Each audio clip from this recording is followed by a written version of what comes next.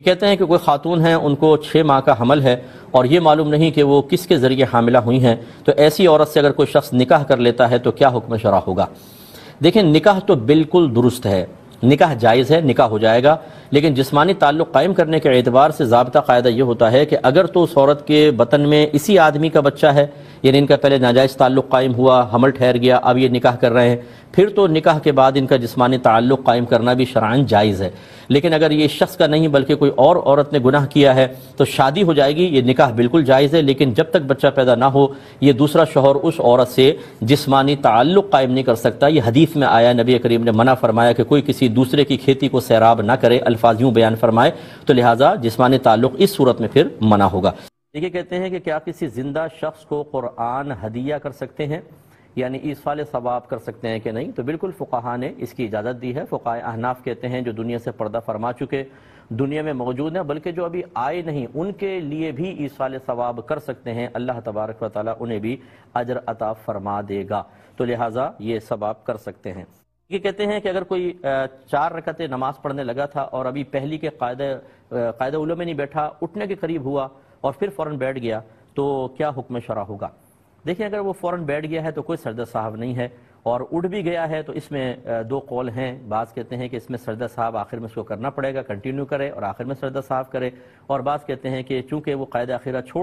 اولا چھوڑ گیا اور سنتوں کا ہر قاعدہ فرض ہوتا ہے، تو گویا کہ یہ نکل گیا تو آگے کے 2 پڑھیں گے تو یہ 2 ہی کہلائیں گی، 4 رکعتیں نہیں بنیں گی اور سجدہ صاحب نہیں کرنا ہوگا۔ تو دونوں چونکہ قول موجود ہیں، آپ کسی پر بھی عمل کر لیں، ٹھیک ہے، اور بہار شریعت میں سجدہ صاحب والا قول بھی موجود ہے تو اس پہ عمل کر لیں۔ کوشچن کیا کہ چاشت کی 4 رکعت اگر کوئی ادا کرنا چاہے تو ایک سلام سے 4 پڑھیں یا 2 کر کے پڑھیں، یعنی 2 سلام سے؟ دیکھیں، بہتر یہ ہے کہ 2 کر کے پڑھیں، یہی دن کی نمازوں میں اچھا طریقہ ہوتا ہے، تو 2 کر کے پڑھیں بہتر ہے۔ لیکن اگر آپ ایک سلام سے 4 پڑھیں، اس طریقے سے کہ 2 رکعت پڑھ کے آپ اتحیات میں بیٹھیں، درشی وغیرہ وہ اتحیات پڑھیں، درود پاک پڑھیں، اور پھر تیسری رکعت اور چوتھی رکعت کے بعد پھر یہی پروسیس کریں تو آپ کی نماز بہرحال ہو جائے گی، لیکن بہتر یہ ہے کہ 2 کر کے پڑھے جائیں۔ ایک بھائی نے کویسچن کیا کہ بعض اوقات ہم گھر میں ہوتے ہیں، آپس میں ایسے کہہ دیتے ہیں کہ کوئی چیز کھلاؤ پھر ایک بات بتاؤں گا، تو اس طرح کی شرط لگانا بھی کیا گناہ ہوتا ہے؟ دیکھیں، یہ گناہ نہیں ہوتا۔ شرط جو ہے وہ منع جو کی گئی ہے وہ جوئے کا اس میں مفہوم ہوتا ہے، اس وجہ سے کہ دونوں جانب سے شرط لگائیں۔ اگر شرط ہے کہ پاکستان جیتے گا یا فلاں ملک جیتے گا، اگر پاکستان جیتا تو میں تمہیں کھانا کھلاؤں گا اور فلاں جیتا تو تم مجھے کھانا کھلاؤ گے، یہ جانبین سے جو شرط لگتی ہے یہ گناہ ہوتا ہے اور جوئے کا اس میں مفہوم ہوتا ہے۔ لیکن اگر یہ بات ایک راز کو ظاہر کرنے پر کسی نے کہا کہ مجھے کچھ کھلاؤ پلاؤ، تو اس میں یہ اس جوئے کے تحت نہیں آتا۔ یہ تو یہ ہے کہ ایک راز آپ کو بتائیں گے، ایک بات بتائیں گے، اس کے بینیفٹ کے طور پہ مجھے چیز دے دے، اس کی گنجائش ہے، اس میں جوئے کا تصور نہیں ہے۔ ایک کویسچن یہ کیا تھا کہ کیا اس طرح کہنا جائز ہوتا ہے کہ اللہ تعالیٰ میری زندگی بھی آپ کو لگا دے؟ دیکھیں، اس میں 2 چیزیں ہیں۔ پہلی بات تو یہ کہ جب یہ ایسا کوئی جملہ بولتا ہے تو واقعی اس کا یہ عقیدہ تو نہیں ہوتا کہ میری عمر آپ کو لگ جائے، بلکہ یہ اظہار محبت ہوتا ہے کہ جیسے اپنا لگاؤ، باطنی لگاؤ یا عقیدت ظاہر کرنا چاہے کہ اللہ میری زندگی بھی آپ کو لگا دے۔ تو اگر عقیدہ یہ نہیں ہے کہ ہماری سانسیں کم ہو کر کسی اور کو مل سکتی ہیں اور صرف اظہار محبت کے لیے جملہ کہا جائے، جو اکثر یہی کہتے ہیں، اس میں کوئی حرج نہیں ہے۔ ہاں، اگر یہ عقیدہ بن جائے اور آدمی کا ذہن میں ہو میں چاہوں تو اپنے چند سال کسی کو دے سکتا ہوں اور اس سے چند سال پہلے بھی مر سکتا ہوں، یہ پھر قرآن کے بیان کردہ عقیدے کے خلاف ہے، کیونکہ اللہ تعالیٰ نے سب کا سانس مقرر کیا ہوا ہے، وقت مقرر کیا ہوا ہے، نہ اس سے پہلے کو اس کو مار سکتا ہے، نہ اس وقت کے بعد وہ ایک لمحہ زندہ رہ سکتا ہے، لہذا شرعی اعتبار سے تو عمر کے لگ جانے کا کوئی تصور نہیں ہوتا ہے، تو بس یہ تھوڑا سا ذہن میں رکھیں۔ کہتے ہیں کہ خاندان میں کچھ جھگڑے چل رہے تھے لوگوں میں، تو ایک دیندار نے کہا احسان کرو، تو اب یہ پوچھ رہے ہیں کہ احسان کرنے میں اور بیوقوف بننے میں کیا فرق ہے؟ شاید یہ پوچھنا یہ چاہ رہی ہے بچی، کیونکہ کلیئر نہیں ہو سکا تھا، اسی لیے میں نے پوچھا کہ کسی دیندار نے یہی کہا کہ بھئی تھوڑا نظر انداز کرو، اگر تمہارے ساتھ جھگڑا کرتے ہیں تو ہم سنتے رہیں، دوسرا بولتا رہے، تو کیا یہ احسان کرنا ہے یا بیوقوفی ہے؟ دیکھیں، مسئلہ یہ ہے کہ اگر کوئی شخص سامنے غلط بات کر رہا ہے، آپ پہ الزام لگا رہا ہے یا اس طرح کے معاملات کر رہا ہے کہ آپ کی خاموشی آپ کو مجرم بنا دے گی، آپ کا امیج خراب کر دے گی، آپ کا ٹرسٹ لوگوں پہ ختم ہو جائے گا، تو معقول انداز سے جواب دینے میں شرعاً کوئی حرج نہیں ہے، شریعت نے آپ کو اختیار دیا ہے۔ ایسی بعض اوقات ماں باپ بھی غلط فہمی میں مبتلا ہو کے بچے کو ڈانٹنے لگ جاتے ہیں یا ان سے ناراضگی کا اظہار کرنے لگتے ہیں۔ ایسے موقع پہ دائرہ ادب میں رہ کر، نگاہیں جھکا رکھ کر اور بڑے نرم لہجے کے اندر اپنی وضاحت کرنا اور اپنے آپ کو مطلب اس انداز سے پیش کرنا کہ ان کا الزام ختم ہو جائے، ان کی دل آزاری ختم ہو جائے، اس میں شرعاً کوئی کوئی حرج نہیں ہے۔ بعض لوگ کہتے ہیں یار جواب نہیں تو خاموش رہو، یہ بالکل غلط طریقہ ہے۔ بعض اوقات تو خاموش رہنا کسی کی دل آزاری کا سبب بن جاتا ہے۔ جیسے ماں باپ پوچھ رہے ہیں بتاؤ تم نے ایسا کیا تھا یا نہیں کیا تھا، آپ خاموش ہو کے بیٹھے ہوئے کہ کیا جواب دوں، یا دے ہی نہیں رہے جواب، ماں باپ پوچھے جا رہے ہیں آپ خاموش ہو کے بیٹھے ہوئے ہیں، اس سے ان کو اور تکلیف اور اذیت ہوتی ہے، اس میں آپ کو ثواب نہیں ملے گا، آپ شدید گناہ گار ہوں گے۔ آپ معقول انداز میں جواب دیجئے تاکہ دل آزاری نہ ہو اور آپ کی شخصیت بھی کلیئر ہو جائے۔ لیکن بعض اوقات ایسا ہوتا ہے کہ کوئی اتنے بڑے مسائل نہیں ہوتے، یہ خصوصی طور پہ جوائنٹ فیملیز میں ڈیلی چلتے رہتے ہیں، چھوٹی چھوٹی باتوں پہ مسئلے خواہ، اس میں بہتر یہ ہے کہ آپ دوسرے پہ احسان کریں کہ اگر میں بولوں گی یہ بھی بولیں گی، یا میں بولوں گا یہ بھی بولیں گے، اور جھگڑا بڑھتا جائے گا، یہ گناہ گار ہوں گے، اس میں خاموش ہو جانے میں کوئی حرج نہیں، تاکہ جھگڑا ختم ہو۔ اور یہ پھر اب خاموش ہونا کوئی بے وقوف بننا نہیں ہوتا، یہ ایک احسان کی صورت اس انداز سے یقیناً ہے کہ اگر آپ بھی بولتے وہ بھی بولتے تو آپ دونوں گناہ کی حد تک جا سکتے تھے، اور آپ نے اس کو گناہ سے بچا لیا، تو یہ ایک احسان کرنا ہی کہلائے گا۔ اس لیے اگر کسی نے دیندار نے ایسا مشورہ دیا تو ان قیودات و شرائط کے ساتھ اس کا مشورہ قبول کرنے میں حرج نہیں۔ بھائی نے فرمایا کہ کیا سارے گناہوں پر ایک ساتھ توبہ کرنا شرعاً درست ہے؟ دیکھیں اس اعتبار سے کہ مجھ سے بہت سارے گناہ ہوئے، اللہ تعالیٰ میرے گناہوں کو معاف کر دے اور میں ان سب سے توبہ کرتا ہوں، کہ اجتماعی توبہ کو بعض بزرگوں نے جائز قرار دیا۔ لیکن جب آپ گناہوں کے تقاضوں کے اعتبار سے توبہ کو دیکھیں گے تو پھر ایک توبہ سب کے لیے کافی ہرگز نہیں ہوگی۔ مثال کے طور پر کسی نے نماز قضا کی ہیں، کسی نے روزے چھوڑے ہیں، کسی نے زکوٰۃ ادا نہیں کی ہے، کسی نے شراب پی ہے، ان تینوں کی توبہ میں فرق ہوتا ہے کہ جس میں آپ نے کوئی بدنی عبادت ترک کی ہے تو توبہ کے ساتھ ساتھ قضا بھی کرنی پڑے گی، صرف توبہ سے تو قضا نہیں معاف ہو جائے گی۔ اسی طرح اگر زکوٰۃ کی ادائیگی میں تاخیر کی ہے یا کسی سال قربانی نہیں کی تو قربانی کی بعد میں آپ کو کفارہ دینا ہوگا، یعنی قربانی کا پیسہ صدقہ کرنا ہوگا۔ زکوٰۃ کی ادائیگی میں تاخیر کی تو اس تاخیر پر توبہ ہے لیکن زکوٰۃ ادا کرنی ہوگی۔ شراب وغیرہ پہ اگر شراب پی تھی اس پر اگر توبہ کریں گے تو صرف اتنا ہے کہ آپ آئندہ اس گناہ کے نہ کرنے کا خوف خدا کی وجہ سے پختہ ارادہ کریں، اور یہ ارادہ صرف اللہ کی رضا کی خاطر، عذاب کے خوف کی وجہ سے ہوئی ہے۔ اسی طرح آپ بندوں کے آ جائیں، کسی کا آپ نے مالی نقصان کیا ہے، کسی کا جسمانی نقصان کیا ہے، کسی کو روحانی اذیت پہنچائی ہے، تینوں کی توبہ کا طریقہ مختلف ہوتا ہے۔ تو یہ سوچنا کہ اگر میں اجتماعی طور پہ سابقہ گناہوں کی توبہ کر لوں تو شاید سارا ہی تقاضا پورا ہو جائے گا، ایسا نہیں ہوتا ہے۔ اس کے باقاعدہ علم سیکھنا بہت ضروری ہے۔ میری کتاب قرب الہی پڑھیں، اس میں بڑی تفصیل سے یہ چیزیں میں نے ذکر کی ہیں۔ یہ کہتے ہیں کہ جمعے کے دن جب ہم مسجد میں ہوتے ہیں، امام صاحب تقریر فرما رہے ہوتے ہیں، تو کیا اس تقریر کے دوران خاموشی سے سننا واجب ہے یا ہم درود پاک پڑھ سکتے ہیں؟ دیکھیں تقریر دو طرح کی ہوتی ہے، ایک تقریر ایسی ہوتی ہے جس میں جائز اور ناجائز کا بیان ہو رہا ہوتا ہے، کہ آپ ذرا بھی اگر آپ کی توجہ کسی اور چیز کی طرف چلی جائے، چاہے وہ ذکر الہی کیوں نہ ہو، تو جائز ناجائز، ناجائز جائز سنائی دے گا اور معاملہ غلط ہو جائے گا۔ اور بعض اوقات ایسا ہوتا ہے کہ صرف فضائل پر بیان ہوتا ہے، کسی شخصیت کی فضیلت ہے، کسی علاقے کی فضیلت ہے، ایام کی فضیلت ہوتی ہے، اس میں کوئی شرعی مسائل نہیں بیان ہو رہے ہوتے، اس میں یہ گنجائش نکل سکتی ہے کہ جس میں صرف فضائل ہیں کہ آپ سنتے بھی رہیں اور ساتھ ساتھ درود پاک پڑھتے رہیں۔ لیکن جب ایسے یعنی فضائل میں شرعی مسائل اگر بیان ہو رہے ہیں اس میں تو خاموشی سے سننا واجب ہے، کیونکہ اگر ذرا بھی آپ کی توجہ ادھر ادھر ہٹی، چاہے ذکر الہی کی وجہ سے ہٹی، اور آپ نے غلط مسئلہ سیکھ لیا تو بہت ہی خطرناک معاملہ ہو سکتا ہے۔ انسان ان کی طرف جھوٹ منسوب کرے گا، دوسروں کو غلط مسئلہ بتائے گا، یا جو غلط سمجھا اس پر عمل کر کے غلطیوں میں مبتلا رہے گا۔ اس وجہ سے فقہاء نے منع کیا۔ تو یہ اب آپ دیکھ لیں تقریر کا موضوع کیا ہے، ٹاپک کیا ہے، امام صاحب کیا بیان کر رہے ہیں، اس کے حساب سے فیصلہ کر لیں تو آپ کے لیے آسانی رہے گی۔ یہ کہتے ہیں اگر کوئی شخص روزانہ 2 بار نہائے، روزانہ ہی کپڑے دھوئے اور روزانہ نیا لباس پہنے تو کیا یہ اسراف میں آتا ہے یا نہیں؟ دیکھیں پہلے سمجھ لیں کہ اسراف کا مطلب یہ ہوتا ہے کہ اللہ کی نعمت کو اس طرح استعمال کرنا کہ اس میں نہ دین کا فائدہ ہو نہ دنیا کا فائدہ ہو۔ تو اگر فرض کر لیں کہ ہم دنیاوی فائدے کے حصول کے لیے اللہ کی نعمت کو استعمال کر رہے ہیں، یہ اسراف نہیں ہے، یا دینی فائدے کے لیے، تو پھر تو اسراف کا کیا تصور۔ تو یہ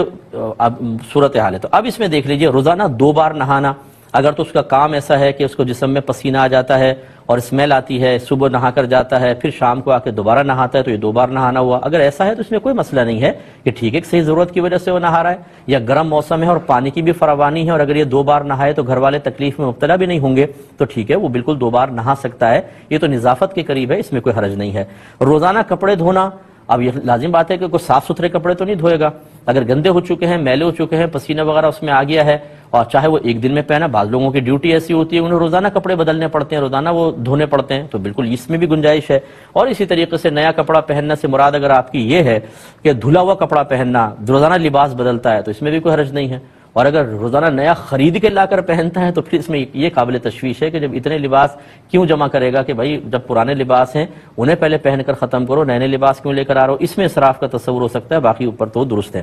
امام قاضی عیاض رحمۃ اللہ علیہ نے حقوق مصطفیٰ صلی اللہ علیہ وسلم پر ایک کتاب لکھی ہے شفا شریف کے نام سے، بہت ہی بہترین کتاب ہے۔ اس کتاب کو ہماری گزارش یہی ہے کہ آپ ضرور پڑھیے، اس کے اردو تراجم مل جایا کرتے ہیں، ان تراجم کو اپنے گھر میں رکھیں، اس کو پڑھیں اور پھر دیکھیے کہ اکابرین نبی کریم صلی اللہ علیہ وسلم کی تعظیم اور آپ سے تعلق رکھنے والی چیزوں کی کس طرح تعظیم کیا کرتے تھے۔ بہن نے پوچھا تھا کہ قرآن میں ان کے پڑھنے میں تھوڑا سا فرق ہے، یعنی بعض حروف صحیح ادا نہیں ہوتے، تو کیا کریں، یہ پڑھیں، تلاوت کریں یا نہ کریں؟ دیکھیں، اگر آپ نے باقاعدہ تجوید سیکھی ہے، آپ نے مطلب کسی سے قرآن اچھے قاری صاحب سے یا قاریہ سے پڑھا ہے، اب ادائیگی آپ کی ٹھیک نہیں ہو پاتی، یعنی وہ کہتے ہیں عین نکالیں تو واضح عین نہیں نکلتا، عین نکلتا ہے، یا ہا نکالنا ہے ہا کر کے نکلتا ہے، جگہ آپ کو معلوم ہے کہ میں نے یہاں سے وسط حلق سے اس کو نکالنا ہے، تو اس میں کوئی حرج نہیں ہے، آپ بالکل پڑھ سکتی ہیں۔ یہ یاد رکھیں کہ آپ کا صحیح مخارج سے الفاظ کی ادائیگی لازم ہے، یہ نہیں ہے کہ آپ سامنے والے کو صحیح سنانے میں بھی کامیاب ہو جائیں۔ میں ان بچوں سے گزارش کرتا ہوں کہ جو اماموں کے پیچھے نماز پڑھنا اس لیے چھوڑ دیتے ہیں کہ جی ہم نے سنی تھی قرات، ان کا صراط میں صاد مجھے صحیح نہیں لگا، عین صحیح نہیں نکلتا، ہا صحیح نہیں نکلتا، اس لیے میں نے چھوڑ دی۔ یہ بتائیے کہ امام صاحب کو آپ کو سنانا ہے کہ اللہ کو سنانا ہے؟ پہلی بات یہ۔ دوسری بات یہ ہے کہ امام پر کیا واجب تھا، صحیح مخارج سے لفظ کو، حرف کو ادا کرنا، یا ادائیگی کے ساتھ ساتھ آپ کو راضی کرنے کے لیے آپ کو سنانا بھی لازم تھا؟ آپ یہ کہیں گے نہیں صحیح جگہ سے نکالنا بس لازم ہے، ہمیں سنے صحیح سنے یا نہ سنے، تو کیوں نہیں آپ نے ان سے حسن ظن قائم کر لیا، جبکہ نبی کریم صلی اللہ علیہ وسلم کا واضح فرمان بھی ہے کہ ظن المؤمنین خیرا، مومنین سے اچھا گمان کرو۔ تو ہمیں بہت سارے بچوں کو ہم نے دیکھا ہے کہ نمازیں چھوڑ دیتے ہیں، جماعت سے نماز نہیں پڑھتے، کیوں؟ امام صاحب کی قرات ٹھیک نہیں ہے۔ یہ چیز ٹھیک نہیں ہوتی، یہ ضمن میں نے مسئلہ ذکر کیا، تو میں اپنی بہن سے گزارش کرتا ہوں کہ آپ بالکل تلاوت قرآن کریں اور نہ گھبرائیں۔ یہ بعض مقامات ایسے ہوتے ہیں جن میں حروف کی تبدیلی سے کوئی سخت حکم لگ سکتا ہے، یعنی کفر وغیرہ کا حکم ہو، لیکن مجھے اللہ کی رحمت سے امید ہے یہ بھی ان لوگوں کے لیے ہوگا جو جان بوجھ کے اس کو تبدیل کریں، ورنہ جیسے اب چائنا کے لوگ ہیں، کوئی جاپانی ہے، کوئی جرمن سے مسلمان ہوا، روسی کوئی مسلمان ہوا، اب اس نے تجوید سیکھی قرآن پڑھے گا تو وہ بعض اوقات حروف کو صحیح ادا ہی نہیں کر سکتا ہے، کیونکہ اس کی لینگویج کے اندر جیسے اب کہیں گاف ہی نہیں ہے تو کیا کرے گا وہ، ٹھیک ہے نا، یعنی غین کو گاف کر کے پڑھتے ہیں بعض جگہ، سوری، تو اب وہ کیا کرے گا، وہ جتنی کوشش کر لے تو کیا اس کی وجہ سے اگر معانی میں فساد پیدا ہو رہا ہے تو اس پہ حکم کفر متوجہ ہوگا؟ ایسا نہیں ہوتا ہے۔ اللہ کی رحمت سے امید ہے کہ اللہ درگزر فرمائے گا، لیکن اس سے تجوید کی اہمیت کم نہیں ہوتی، وہ آپ کو بالکل سیکھنی چاہیے۔ باقی میں یہ بھی گزارش کرتا ہوں، بار بار کرتا ہوں، کہ تجوید کے مسئلے میں زیادہ پریشر نہ ڈالا جائے، لوگوں کو تلاوت اور نماز کے معاملے میں وساوس میں مبتلا نہ کیا جائے۔ ٹھیک ہے، تجوید سے سیکھنا چاہیے، لیکن ایسا نہیں ہے کہ اگر کسی نے تجوید نہیں سیکھی تو ہم کہیں تمہاری نمازیں برباد ہو گئیں، تم تلاوت قرآن ہی چھوڑ دو، ایسا نہیں، بلکہ ان کو ترغیب دیں اور ان چیزوں کو جاری رہنے دیں۔ ہم نے تو، میں چونکہ 30 سال سے تبلیغ کر رہا ہوں اور میں نے بہت بالغان کو پڑھایا ہے قرآن پاک، بعض کے نکلتا ہی نہیں ہے تلفظ، اور آپ اپنے خاندان میں دیکھ لیں جتنے مجھے سن رہے ہیں، آپ کے نانا نانی، دادا دادی، چچا پھوپا، تایا خالائیں، پھوپیاں، ان کو تجوید سے کوئی سروکار نہیں، نمازیں پڑھ رہے ہیں، تو پھر کیوں نہیں آپ اپنے پورے خاندان والوں کو جمع کر کے ایک لیکچر دیں اور یہ کہیں کہ تمہاری سابقہ نمازیں تو تجوید نہ سیکھنے کی بنا پر برباد ہو گئی ہیں اور اب تم فوراً سے پیشتر سیکھو ورنہ یہ حکم ہوگا۔ کبھی بھی آپ نہیں کریں گے، حتیٰ کہ سگے والد صاحب کو تجوید نہیں آتی ہوگی تو اولاد ان کو اگنور کرے گی، لیکن باہر جا کے لوگوں کو کہہ رہی ہوگی کہ تجوید سے نہیں پڑھو گے تو تمہارا یہ انجام ہوگا۔ ان میں نرمی کریں ان معاملات کے اندر، اس میں شریعت کی طرف سے حقیقتاً اگر ہم قرآن اور حدیث کو براہ راست دیکھیں تو اتنی شدت اور سختی نظر نہیں آتی، لیکن میں اس کی اہمیت کو کم نہیں کہتا ہوں، ہمارے بزرگان دین نے اس کو سیکھنا لازم قرار دیا اسی وجہ سے کہ کہیں خرابی پیدا نہ ہو۔ لیکن اب ایک دور ایسا آ گیا ہے، اب خلاصہ یہ ہے کہ آپ لوگوں کو ترغیب دیں اور انہیں کہیں تجوید سے پڑھیں۔ ویسی زمانے کوشش میں نماز ہو جاتی ہے، فقہا نے فرمایا، اور جو سابقہ زندگی میں پڑھ لیا اس کے بارے میں ہرگز نہ کہیں کہ وہ تمہاری نمازیں برباد ہو گئیں، وہ اللہ قبول کرنے والا ہے، چاہے تو قبول کرے، چاہے تو میں تجوید سے نماز پڑھوں، اللہ چاہے رد کر دے تو میں کیا اللہ تعالیٰ پہ کوئی آبجیکشن کر سکتا ہوں؟ تو اس لیے ان کے بارے میں کلام نہ کریں اور لوگوں میں مایوسی نہ پھیلائیں۔ ویسے لوگ قرآن کے قریب نہیں آ رہے، وہ نماز کے قریب نہیں آ رہے، ہم ایسی سختیاں بیان کر کر کے انہیں اور متنفر کر کے دور کریں، یہ مناسب نہیں ہوتا ہے۔ پیار محبت سے قریب لائیں، تجوید سیکھنے کی ترغیب دیں، جب تک وہ نہیں سیکھ رہے اللہ تعالیٰ قبول فرمانے والا ہے۔ اور زمانے کوشش میں تو فقہا نے بھی فرمایا کہ ان کی نمازیں اور تلاوت ٹھیک ہے، اور سیکھنے کے بعد اگر پھر بھی وہ درست ادائیگی پہ قدرت نہیں رکھتے ہیں، کوئی بات نہیں، اللہ تعالیٰ امید ہے کہ انشاءاللہ معاف فرمائے گا۔ دکان پر یہ کہتے ہیں کہ ہمارے جو اوریجنل چیزیں ہوتی ہیں ان کی کاپی بکتی ہے، اس میں پرفیوم بھی ہیں، میک اپ کا سامان بھی ہے، تو اس کو بیچنا کیسا ہے؟ اور کیا اگر ہم لوگوں کو یہ بتا دیں کہ بھئی یہ اصل چیز نہیں ہے، یہ نقلی بنی ہوئی ہے، تو پھر ہمارے لیے اس کو بیچنے کی کیا شرعی حیثیت ہوگی؟ دیکھیں مسئلہ یہ ہوتا ہے کہ جب کوئی چیز ملکی قانون کے تحت آئے اور اس پہ ممنوع کا اطلاق ہوتا ہو، یعنی یہ چیز آپ نہیں، یہ کام نہیں کر سکتے، ایسا معاملہ نہیں کر سکتے، اور کریں گے تو آپ کو قید بھی ہو سکتی ہے، جرمانہ ہو سکتا ہے، یعنی نافرمانی کی صورت میں ایک مسلمان کا اپنے آپ کو ذلت پر پیش کرنا لازم آ سکتا ہے، ایسا کام کرنا منع ہوتا ہے۔ لہذا چونکہ ہمارے ملک کے قانون کے اعتبار سے آپ جعلی چیزیں، نقلی پروڈکٹ نہیں بیچ سکتے ہیں، باقاعدہ رائٹس ریزروڈ ہوتے ہیں ایسی کمپنیوں کے، لہٰذا آپ نے دیکھا ہوگا چھاپے بھی پڑ جاتے ہیں، دکان والوں کو اٹھا کے لے جاتے ہیں، کارخانے سیل کر دیے جاتے ہیں، تو ایسا اس کو بیچنا ہی گناہ ہے۔ ایک بات صورتحال تو یہ ہے، یعنی بیچنا گناہ ہے۔ دوسری صورتحال یہ ہے جیسے آپ ارشاد فرما رہے ہیں کہ بیچنا تو گناہ تھا لیکن بتا دیا کہ جی یہ کاپی بنی ہوئی اوریجنل نہیں ہے، اور پھر اس کے پیسے لیے، تو یہ پیسہ حلال ہے یا نہیں؟ یہ دو چیزیں الگ الگ ہوتی ہیں۔ ایک تو یہ بیچنے کا فعل غیر قانونی ہے، گناہ ہے، لیکن اگر میں ایک چیز بیچتا ہوں، کم از کم وہ مال تو ہے، ویسی کوالٹی کا نہیں ہے جیسے اوریجنل ہوتا ہے، اور لیکن ہے اس میں کچھ نہ کچھ، تو ایسی صورت میں وہ پیسہ آپ کے لیے طیب اور حلال ہوگا، اگرچہ یہ بیچنا، غیر قانونی کام کرنا پھر بھی گناہ ہوگا۔ اس غیر قانونی کام کی وجہ سے اس چیز جو ایک فی نفسی تو جائز چیز ہے، جیسے پاؤڈر آپ بیچ رہے ہیں، پاؤڈر میں تو کوئی مسئلہ نہیں تھا لیکن کاپی کرنے کے اندر مسئلہ تھا، کاپی کرنا گناہ۔ پاؤڈر تو ویسی بھی اگر آپ اپنے نام سے بیچتے تو بیچنا جائز تھا، تو اس کا جو آمدنی ہوگی وہ طیب اور حلال ہوگی۔ ایک تیسری صورت بھی بن سکتی ہے کہ آپ نے نقلی چیز بنائی اور اس کو بتا کے چاہے بیچ رہے ہوں، لیکن وہ اس میں میٹیریل اتنا ناقص ہے کہ کوئی استعمال کرے گا تو اس کو نقصان ہوگا، گندی چیز ڈلی ہوئی ہے، ایسا گندا کوئی صابن بنایا، ایسا گندا پرفیوم کے لگائیں گے تو کپڑے خراب کر دے گا، جلد کو نقصان ہو جائے گا، یعنی تھرڈ کلاس قسم کی چیزیں اس میں ڈالی گئی ہیں۔ ایسی صورت میں تو بیچنا بھی حرام تھا، اور ایسے تھرڈ کلاس چیز کو بیچ کے جو سرمایہ حاصل کریں گے وہ سرمایہ بھی بالکل حرام ہوگا، غلط ہوگا۔ اس لیے اجتناب کرنے میں عافیت ہے، ایسا نہ کریں، صحیح چیز بیچیں، ورنہ کوئی اپنے نام سے کوئی چیز بنا لیں، اس کو بیچیں، اللہ تعالیٰ برکت دے گا۔ کویسچن کیا تھا کہ ایک کالج ہے جو ڈی فارما کی ڈگری ہمیں جاری کر دیتا ہے پیسے لے کر، یعنی یہ اگر آپ کو یہ فارمیسی وغیرہ کھولنی ہو، دوائیں سیل کرنی ہو، تو آپ کو ایک لائسنس کی ضرورت ہوتی ہے، ایک ڈگری سرٹیفکیٹ کی ضرورت ہوتی ہے۔ تو یہ پوچھنا چاہ رہے ہیں کہ ایسا سرٹیفکیٹ اگر ہمارے پاس نہیں اور ہم شاپ کھولنا چاہ رہے ہیں تو کیا ہم ایسے کالج سے وہ ڈگری خرید سکتے ہیں؟ وہ کہتے ہیں اگر وہاں سے نہ بھی لینا تب بھی ہم ایسے ہی ہوتا ہے کہ اسٹور کھول لیتے ہیں اور کسی اور کی ڈگری یوز کر رہے ہوتے ہیں، یعنی کوئی اگر چھاپا وغیرہ پڑ جائے تو دوسرے کی ڈگری دکھا کر گزارا کر لیتے ہیں، کیا حکم شرع ہوگا؟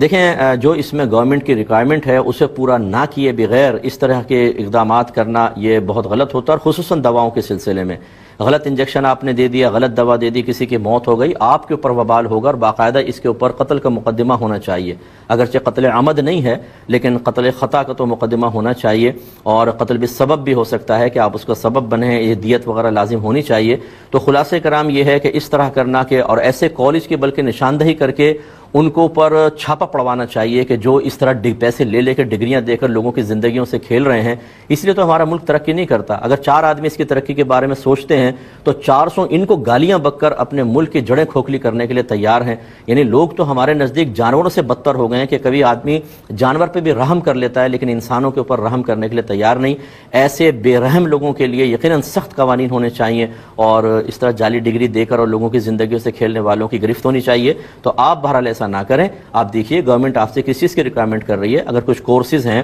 آپ کو کوئی امتحان دینا ہے، اس کے بعد آپ کو ڈگری ملے گی، تو آپ اس پروسیس کے ذریعے ڈگری حاصل کریں۔ ویسے اگر آپ کر کے کریں گے وہ اللیگل ہوگا، آپ گناہ گار ہوں گے، کیونکہ جو بھی ملکی قانون رفع عامہ کے لیے اور صحیح مصلحت کے تحت بنایا جائے اس کو فالو کرنا واجب ہوتا ہے، اور یہاں یہ واجب ہی ہے۔ کچھ آفیئر کویسچنز ہیں۔ ایک پوچھا تھا کہ 5 سال کی بچی کو گنجا کرنا کیسا ہے، اور وجہ بتائی گرمی کی وجہ سے۔ دیکھیں، کوشش تو یہ کرنی چاہیے کہ